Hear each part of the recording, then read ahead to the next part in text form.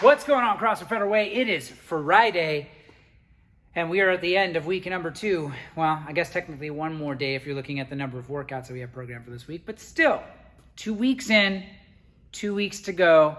We're already almost there. So let's just keep on keeping on. Try to stay consistent. Try to do a little bit of something every day. Even if it doesn't feel like much, just do something so we stay in that habit. And that way when we come back mid-December, that we're hitting the ground running from where we left off, and we're not then having to recoup or come back to all of this stuff. So our workout today, as promised, is going to be a little more active recovery. Still a good workout, but not something where it's going to completely just destroy your legs, destroy your shoulders, all that sort of stuff, because we've already done 4 days in a row this week. So just to keep you moving and to get a little bit of some core work and stuff like that in there, we've got a workout today. They might take some time, but again, your focus today should be just try to move. Just try to start and finish. Don't try to set any land speed records. Don't try to do anything crazy. Just try to move and have a good workout. So our workout today, guys, is going to be 5 rounds for time of 15 push-ups, a 30-second plank hold, 200-meter odd object carry. Now, that odd object can be anything. It can be a dumbbell. It can be a kettlebell. It can be, I guess it could be a barbell. That might be a little more awkward, but I guess it is an odd object carry. It could be a med ball. It could be anything. It could be your, 5-year-old child. It doesn't matter what you're carrying as long as you're carrying something. And how do you carry it? Anyhow, anyway. So whether it's something on your shoulder, holding it in front, hanging out your sides, whatever it might be, it's just about covering that distance, loading that distance for 200 meters and doing that carry. And then the last thing is going to be 15 hollow rocks. So we are doing this for 5 rounds. This one shouldn't take that long, although that odd object carry can take some time depending on what you're carrying and how hard you make that on yourself. So let's talk through our movement standards today, starting with the push-ups. Now, push-ups should be done, if I'm doing this as prescribed, my hands are going to be about shoulder width apart. I'm in that high plank position. I'm going to bring my chest all the way to the ground. Notice my elbows are staying nice and close to my body. So elbows stay nice and close in. That's a healthy position for my shoulders. And then I press all the way back up to full extension. I'm getting myself 15 push-ups. Once I'm done with 15, I go into a 30-second plank hold. So I'm going to drop to my elbows. Still maintaining that high plank position. Hips and shoulders should be relatively close to level. Hips might be a little bit higher, just a hair, but we're not making Mount Rainier over here, and we're definitely not sagging our hips. So we want everything nice and level. I'm squeezing my butt and squeezing my legs. Holding for 30 seconds. Once my 30 seconds are done, that's when I start my 200-meter odd object carry. In my case today, I've got a 95-pound stone. So I'm going to pick up that stone, get it up on a shoulder, and I'm carrying this bad boy for 200 meters. So out and back, whatever that 200-meter distance is, once I'm done, the stone goes back down, and I'm doing 15 hollow rocks. So hollow rock, I'm going to lay on my back. Stone out of the way here. Again, that hollow position. If I'm going for a true hollow position, hands are over my head, legs are together. I'm going to pick my shoulders up off the ground and my feet come off the floor. I'm pressing my low back into the ground. And then I'm rocking on my low back without breaking at my midline. So what I'm not doing is breaking in my midline and creating momentum in my feet. I want my body to stay rigid.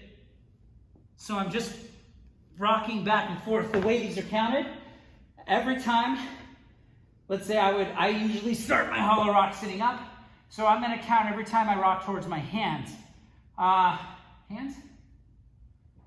No, towards my heels. So if I start back, 1, 2, 3, 4. So I'm not counting 1, 2, 3, 4, 5, 6. It's every time I rock both directions. That's 1 rep. So ways you can modify that hollow rock, because that hollow position is a challenging place to hang out. I don't know why I stood up. But from here, if that hollow position is too challenging for me, what I can do is I can bring my hands up so they're not extended and I'm taking some of that weight away from that extension or the ability to fight against staying contracted in my midline.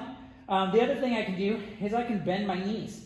If I bring my legs up to 90 degrees, the biggest thing is I'm thinking about picking my shoulders up off the ground, pressing my low back into the floor. As long as I can maintain that, then I'm getting a little bit of that rocking motion back and forth on my low back, then I'm good. If that feels too easy, I can keep my hands up and take my legs out and work on rocking back and forth this way, or vice versa. Hands up, legs stay bent. Either way, you're changing the amount of weight on either end of your body, so that's what's going to make that a little bit more feasible. That doesn't necessarily mean it's an easy movement or easy to maintain that contraction of your midline. But again, the biggest thing is I want you to feel that low back on the ground, shoulders are off the floor. So if you're down here and your hollow rock looks a little something like this, you're not doing the thing. So you want to make sure contracting, creating that curved spine, pressing that low back into the floor, you're rocking on the low back. Hopefully that makes some sense.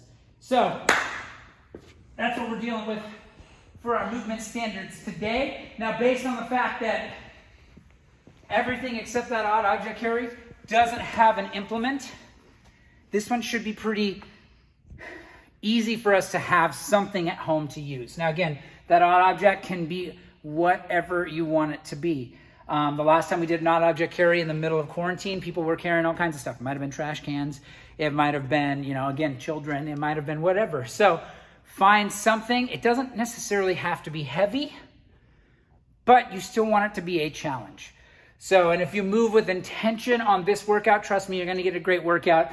You're going to tax your core and everything else a bit more. But you're not going to be taxing specifically, say, like quads doing squats, or we're going to get into our shoulders because we did a lot of stuff overhead already this week. So just making sure that we're moving and breathing today, knowing that Saturday is coming tomorrow, and Saturdays are usually a little bit harder workouts. So with that today, guys, again, it's going to be 15 push-ups, 30-second plank hold, a 200-meter odd object carry, and 15 hollow rocks. We're doing that for 5 rounds, 4 time. I hope that you guys are feeling good after Thanksgiving with your friends and family, and be able to get that you were able to eat lots and lots of good food yesterday. And I know there's probably lots and lots of leftovers, which for me, leftovers are the best part of Thanksgiving. So yeah, we got a good day ahead of us. Hopefully you guys get out there and move and sweat and breathe a bit today, and can't wait to see you all tomorrow. With that, let's get after it.